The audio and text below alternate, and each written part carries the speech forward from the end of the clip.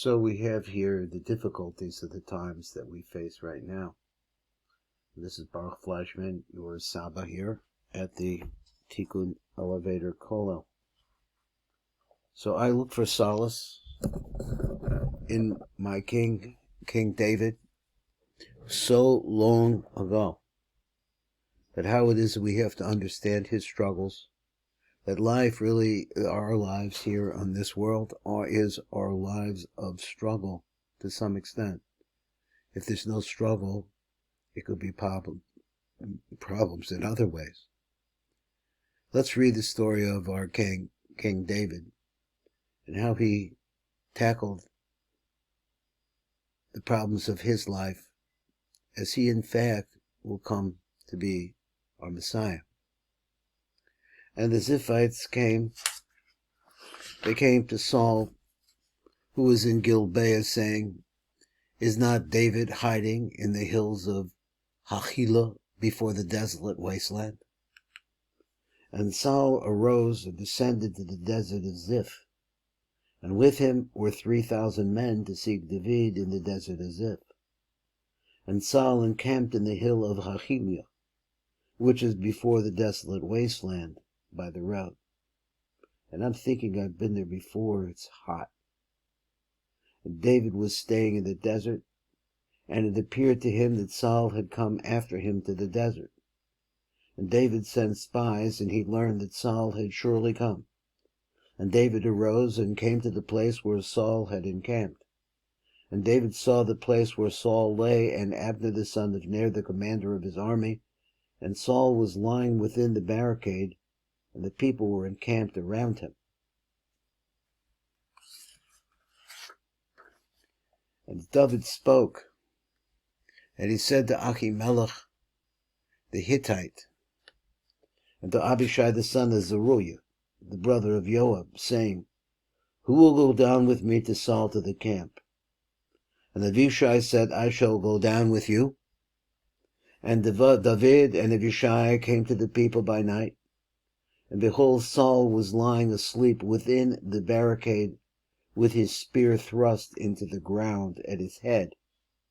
And Abner and the people were lying around him. And Abishai said to David, "Today God has delivered your enemy into your hand, and now let me strike him now with a spear to the ground with one stroke, and it shall not repent this to him."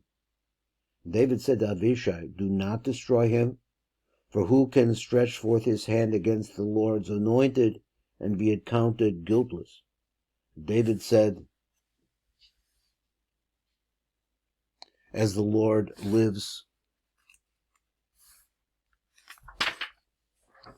for the Lord will smite him on his day, or his day will come, and he will die, or he will go down to war and perish. Far be it from me from the Lord to stretch forth my hand against the Lord's anointed. And now take now the spear which is at his head, and the jug of water, and let us go away." And David took the spear and the jug of water from near Saul's head, and they went away.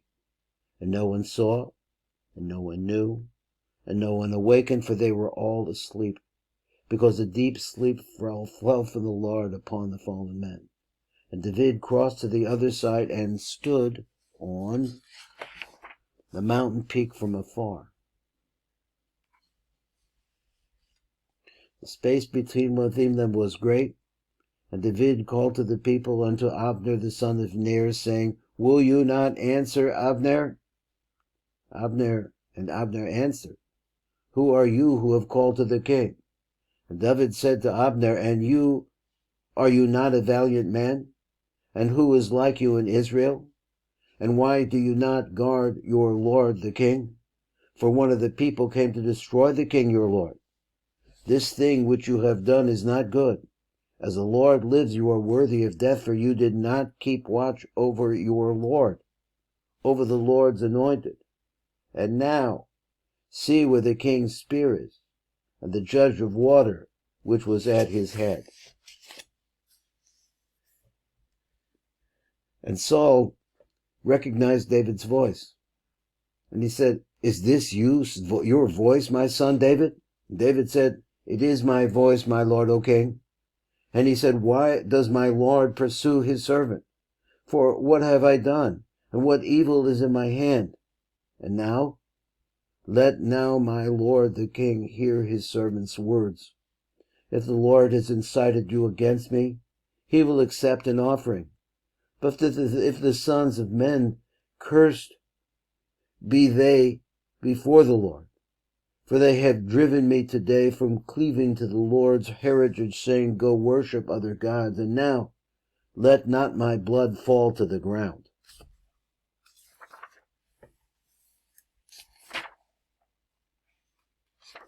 Let not my blood fall to the ground away from the face of the Lord, for the king of Israel has gone out to seek a flea, as the partridge hunts in the mountains.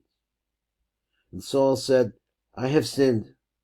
Return, my son David, for I shall harm you no more, because my life was precious in your eyes this day. Behold, I have acted foolishly, and have erred exceedingly. And David answered and said, Behold the king's spear. Now let one of the youths come over and take it. And the Lord will repay every man for his righteousness and his faithfulness. For the Lord delivered you today in my hand to my hand, and I would not stretch forth my hand against the Lord's anointed. And behold, as your life was precious this day in my eyes, so shall my life be precious in the days of the Lord, and he shall save me from every distress. And Saul said by David, he said, Blessed be you, my son David, you shall both do great things, and you shall prevail. And David went on his way, and Saul returned to his place.